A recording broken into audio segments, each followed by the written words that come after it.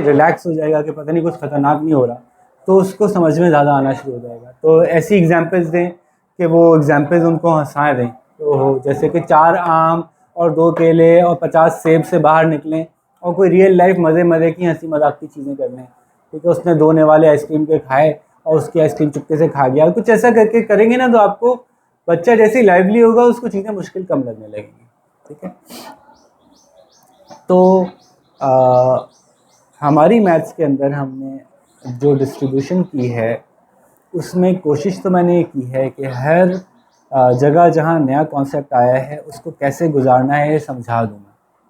लेकिन मैं चाहूँगा कि अब एक एक बुक के हर वो टॉपिक जो नया टॉपिक इंट्रोड्यूस हो रहा है, अब ये मल्टीप्लिकेशन आ रही है, अब ये डिवीजन आ गई, अब HCF LCM का प्राइम फैक्टराइजेशन मेथड आ गया, अब HCF का डिवीजन मेथड आ गया, लॉन्ग डिवीजन मेथड आ गया, अब जो है वो सेक्टर का एरिया कैलकुलेट करने के लिए आ गया, अब जो है वो आर्क की लेंथ मालूम करने का, जो भी नया कॉन्सेप्ट आता है उस कॉन्सेप्ट को लेके बारी बारी में हम गो थ्रू कर लें इस ट्रेनिंग के अंदर कि ये मैंने यहाँ पे इसको ऐसा क्यों दिया है और इसको कैसे करवाना ज़्यादा प्रेफर्ड है।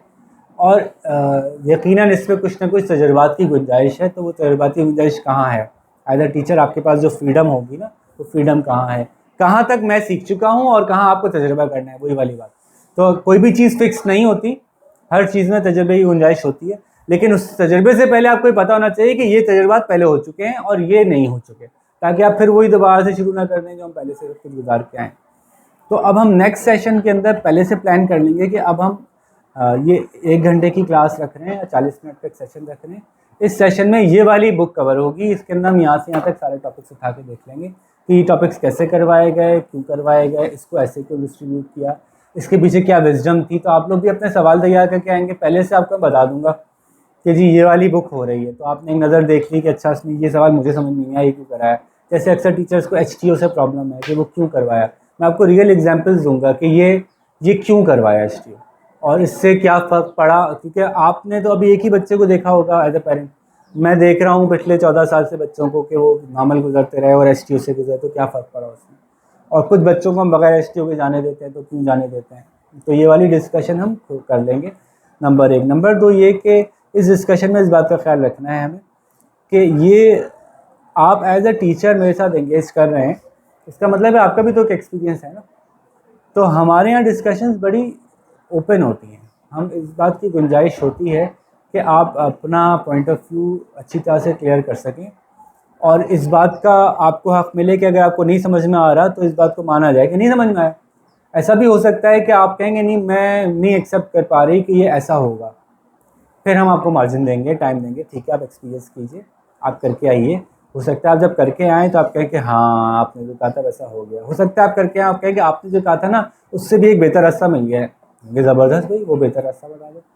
क्योंकि जब हम ये तय कर लेंगे, इंसानी दिमाग हर साल बदल रहा है, हर जनरेशन में बदलता चला जा रहा है, हमने तय कर लिया कि ये एजुकेट करने का फाइनल तरीका है, तो उस दिन से हमारा सिस्टम सड़ना शुरू हो जाएगा, ख़राब होना शुरू हो जाएगा। क्योंकि इंसानी दिमाग तो बदलता जा रहा है, हमें भी सिस्टम को इवॉल्व करना है। हम पिछले सिस्टम से भी इसलिए रो रहे हैं कि वो 100 साल से वो एक जगह फिक्स हुआ है, उसको नहीं इवॉल्व किया गया। हम अभी भी याद करते हैं यार वो जो हमारे बड़े बूढ़े नहीं बताते, अंग्रेज़ी के टीचर तो हमारे ज़माने में होते थे, क्या टीचर होते थे। तो इन्वेस्टिगेट किया इसको मैंने कि सारे बड़े बूढ़े यही कहते हैं, जो उस्ताद हमारे ज़माने में होते थे ना वो क्या अंग्रेज़ी बोलते थे। मतलब क्या अंग्रेज़ी होती होगी, कि कोई नई अंग्रेज़ी थी, कोई मार्क्स वाली अंग्रेज़ी थी। बल्कि अगर आप देखें तो उन लोगों की इंग्लिश तो ज़्यादा मुश्किल सी स्टाइल में बोला करते थे, एक्सेंट बड़ा हैवी होता था, बड़ा देसी किस्म का स्टाइल होता था उनका। और बहुत ही जैसे वो क्रिकेट की कमेंट्री की तरह से लगे बंदे अल्फाज होते थे, उनकी वोकैबुलरी की जो यूजेज होता था वो इतना एक्सपैंडेड नहीं होता था। वो कौन सी अंग्रेज़ी बोलते थे, क्या उस्ताद होते थे, क्या पिलाते थे। पता ही चला कि भाई उस ज़माने में जो बहुत ज़बरदस्त उस्ताद होता था उसकी खासियत होती थी कि बहुत सख्त होता था। बहुत अच्छा उस्ताद होता था तो वो अच्छा क्या होता था, वो बहुत सख्त होता था, वो बहुत ज़्यादा गुस्से से डील करता था। और उसको पता होता था कि अगर मैंने 4 डंडे मारे और बच्चा घर पे जाके बोलेगा कि उस्ताद ने मारा, तो 10 डंडे और पड़ेंगे। तो उसको पूरी सोसाइटी से सपोर्ट थी, और जब वो ज़्यादा मारता था तो वो ज़्यादा अच्छा उस्ताद था। मैंने खुद अपने कानों से सुना है कि मैं फ़लानी चीज़ इसलिए भूल गया कि मैंने अपने उस्ताद के डंडों पे गुस्सा किया। और अब मैं तौबा करता हूँ कि आइंदा मैं इस पर गुस्सा नहीं करूँगा, क्योंकि उनके डंडों से ही मुझे याद रहा, मैंने सीख लिया, मैं ताइब हो गया, मैं अल्लाह से इस्तग़फ़ार करता हूँ इस बात की। ये सीरियसली किसी ने मुझे बताया कि हम ऐसा, लर्निंग ऐसे होती है। वो अपने बारे में उन्होंने एक्सपीरियंस बताया कि मैं भूल गया क्योंकि मुझे उस्ताद के डंडों का गुस्सा था। अब मैं वापस उस्ताद के सामने जाके मैं नाक रखूँगा कि आपने मुझे जो मारा था और मार दें, ताकि मैं सीख सकूँ, वरना मैं तो दिमाग से सब निकल जाएगा। तो ये उस ज़माने के माशरे कल्चर का हिस्सा था कि सख्ती होती थी। अच्छा, सख्ती में क्या होता है, ब्रेन का सर्वाइवल इंस्टिंक्ट जो है ना, बड़ा ज़बरदस्त है। जब ब्रेन को ये लगता है ना कि मरने वाला हूँ, तो फिर वो कुछ रास्ता निकालता है, टक टक टक टक टक टक करके।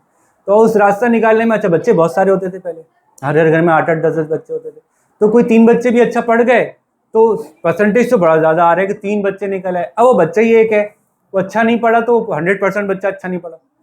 तो इसलिए पहले भी ऐसा होता था कि उस सख्ती से बहुत से लोग ब्रेक हो जाते थे, बहुत ब्रेक होते थे, उनकी कहानी नहीं सुनने को मिलती आपको, क्योंकि वो फिर निकल जाते थे। वो एक दफ़ा ब्रेक हुआ, वो एजुकेशन से निकल जाता था। तो जो कंटिन्यूड हो गया वही कहानियाँ सुनाने के लिए बचा, उसी के इंटरव्यूज़ होते हैं, उसी को लाइमलाइट में लेके आया जाता है। तो उसके बैकग्राउंड में सिर्फ एक ही बात थी, कल्चरली सख्ती बहुत थी। उस सख्ती में ब्रेन खुद ब खुद रास्ता तलाश करता था, मैं समझ जाऊँ किसी तरह से। टीचर नहीं समझा रहा, टीचर बस गुस्सा कर रहा, तुम्हें आना चाहिए।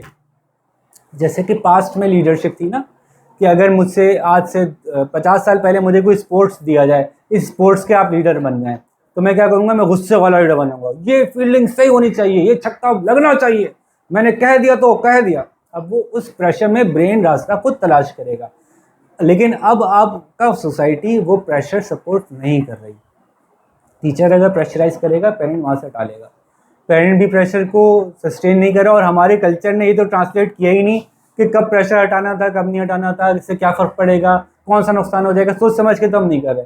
हम सिर्फ रिटेलिएटरी जी रहे हैं, मेरे अब्बा सख्त है, मैं नरम हूँगा, उससे कुछ भी हो जाए चाहे। ठीक है, तो हमारे बच्चों को कुछ नहीं पता कि, हमें नहीं पता कि हमारे पेरेंट्स ने जो हमें दिया था, अब हम वो तो नहीं दे रहे, तो अब हम क्या दे रहे हैं। तो सख्ती तो हटा ली, अब हम सख्ती नहीं कर सकते, तो फिर हम बच्चों को कैसे लीड करेंगे। तो इसीलिए जो अब ये टर्म आप बहुत सुन रहे होंगे, मार्केट में बहुत ज़्यादा आ गई है, वो है मेंटोरशिप। समहाउ बच्चे का और आपका ऐसा रिलेशनशिप हो जाए कि बच्चा इस बात के लिए तैयार हो जाए कि मैं इनकी बात सुनना चाहता हूँ, मेरे मसलों से मुझे निकाल के ले जाएंगे। अगर मैं इनके सामने टोटली ओपन भी हो जाऊँ ना, तो मुझे मसला नहीं है, ये मुझे जज नहीं करते, बल्कि ये मेरे वो गाइड हैं जो कि मुझे निकाल लेंगे। चाहे ये मेंटोर कोई 5 स्टार मेंटोर हो या 1 स्टार मेंटोर हो, यानी वो सिर्फ एक सब्जेक्ट, एक एरिया का स्पेशलिस्ट हो, या वो बहुत ही बड़ा कोई किसी चीज़ में वो आगे चला गया। लेकिन ये मेंटोरशिप का रिलेशनशिप बच्चों के साथ बना के ही अब हमारे पास जो वे फॉरवर्ड, मेरा एक्सपीरियंस अब तक का जो है वो ये है कि यही है अभी हमारे पास फ़िलहाल। और फिर हम लर्न करते हैं, अब अगले 10 साल तक हम सीख के अपनी नेक्स्ट जनरेशन के लिए कुछ बनाते हैं और उनको जाने से पहले पास ऑन करेंगे। बहुत अफसोस है बाल मुझे इस बात पर कि हम इंसानियत की इतने हज़ार साल गुजार के आज वहाँ खड़े हैं कि हम दोबारा से सोच रहे हैं कि इंसान क्यों पैदा होता है।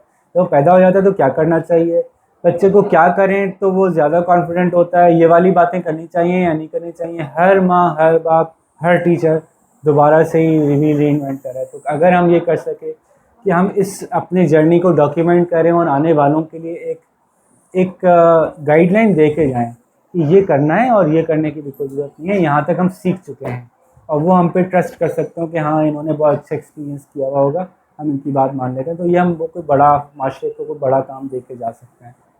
ठीक है, तो यहाँ पे हम ऑफ करते हैं, इंशाल्लाह नेक्स्ट क्लास में मीट करेंगे। आपके सवाल जवाब के लिए मैं ओपन हो रहा हूँ। जी।